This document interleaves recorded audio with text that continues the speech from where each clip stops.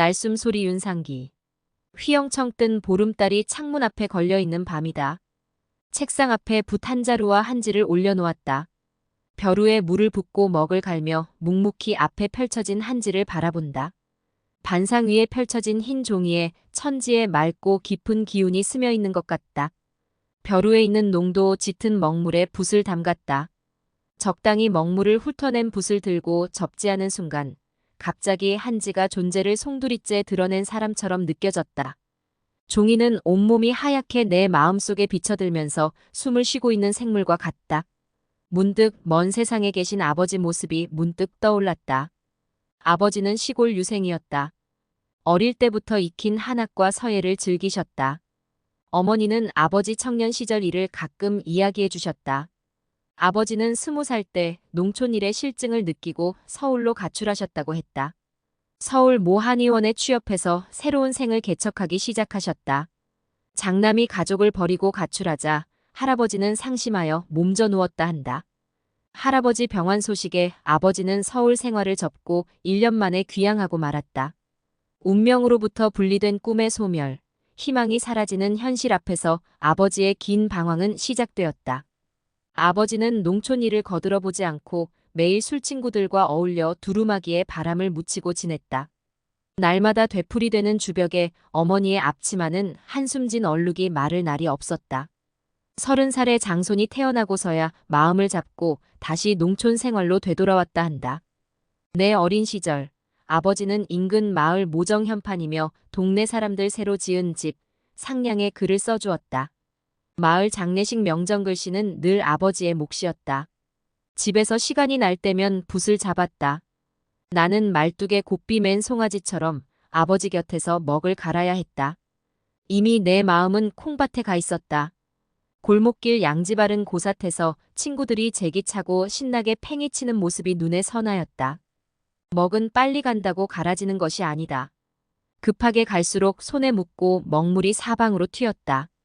그럴 때마다 아버지는 이놈하며 조급한 마음으로 먹을 갈면 안 된다고 주의를 주었다. 먹물을 적당히 갈아 앞에 내놓으면 항상 야단을 맞았다. 벼루에 갈아 놓은 먹물을 힐끔 쳐다본 아버지는 단번에 먹물의 농도를 알아보았다. 아직 멀었다. 먹물은 그 사람의 마음과 정성이 녹아져야 좋은 글을 쓸 수 있다. 먹을 다 갈자 아버지 곁에 앉으라 하였다. 아버지도 객석의 관중이 필요했던 모양이다. 아버지가 내려쓰는 붓놀림을 보았다.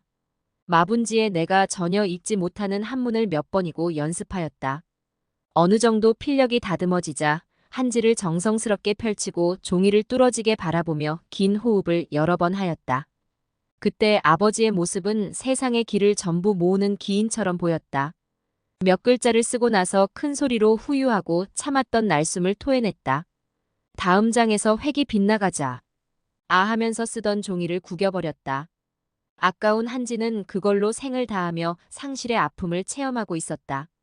똑같은 글씨를 12장을 쓰고 나서야 붓을 내려놓았다. 한 장 한 장 유심히 펼쳐보다 마음에 들지 않은 글씨를 여지없이 버렸다. 매번 남아있는 것은 달랑 한두 장, 어느 때는 한 장도 남기지 않고 버렸다. 본바탕이 정확하지 않으면 아무리 날아갈 듯 쓴 글씨도 무용지물이었다. 어느 날 책장 속에서 누렇게 바랜 서첩 한 권이 눈에 띄었다. 아버지가 생전에 남겨놓은 단 한 권의 책, 집안의 족보를 적어놓은 가승이다. 족보를 펼치자 세필붓으로 쓴 콩알 같은 글씨들이 스멀스멀 살아 움직이는 것 같다. 나라면 도저히 붓으로 흉내낼 수 없는 작은 글씨들이 도열한 병정처럼 차렷 자세로 줄지어서 있다. 내림의 핏줄은 못 속인다 했던가. 아버지의 혼이 슬며시 나를 깨웠다. 어느 날 나는 필연처럼 붓을 잡았다. 서의 기본인 이 을을 수만 번 그렸다. 대수롭게 생각하지 않고 입문한 서에는 붓을 들 때마다 매번 버거운 상대로 나를 괴롭혔다. 한 획을 내려 긋다가 한순간 호흡을 참지 못하고 숨을 쉬면 획은 여지없이 빗나가 버렸다. 나는 절대적으로 정지를 필요로 하는 한은 한순간을 참지 못하고 어느새 숨을 쉬고 만다. 붓글씨를 쓰면서 몇 번인가 접고 싶은 생각이 굴뚝의 연기처럼 피어올랐다. 참으로 서예란 가슴에서 얻어지는가? 손에서 얻어지는가? 처음에 어느 곳이 중심이고 어디가 주변인지 모든 채 헤매기만 하였다. 서예의 문이 어디인지 알 수 없었다. 그 길은 아주 멀고 먼 길이었다. 아버지는 서예란 고난과 같은 가시밭길에서 어떻게 인내와 몰입을 승화시키며 날숨을 극복했을까? 농촌에서 생에 쓰라리고 서럽고 응어리진 상처를 달래기 위해 거친 숨결로 토해내는 분노로 붓을 잡았을까? 아니면 자신이 이루지 못한 꿈을 붓끝에 삭혔을까? 날숨은 복식 호흡으로 이어지는 기이다. 길한 힘과 행함이다. 서예에서 길한 정지된 숨을 오래 참으로 붓끝에 끝없이 변화하는 경지를 깨우친다는 말이다. 아버지의 기운을 느낄 수 있는 한 구절이 있다. 아버지가 즐겨 쓰시던 사자성어는 광이불요 마이너스 빛은 있으나 고요히 숨긴다 마이너스 다. 이런 달밤이면 빛을 숨기고 초야에 묻혀 생을 보내신 아버지의 날렵한 분놀림이 잠자는 내 혼을 자꾸 일깨운다. 오늘도 묵향의 글밭에 한 그루의 나무를 심는다. 글씨는 마음의 그림이다. 글씨는 바로 조형적인 표현을 본질로 하여 시각적으로 느끼는 살아있는 생명체여야 한다. 손끝에 풍경만 있는 글씨는 정신이 담기지 않는다.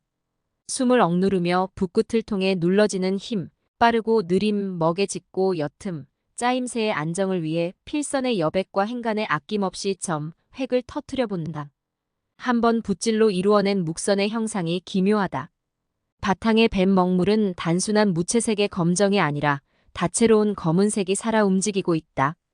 완강한 침묵으로 절벽처럼 우뚝 선 아버지의 후유하고 내뿜는 날숨소리가 허공의 울림이 되어 번지는 달밤이다.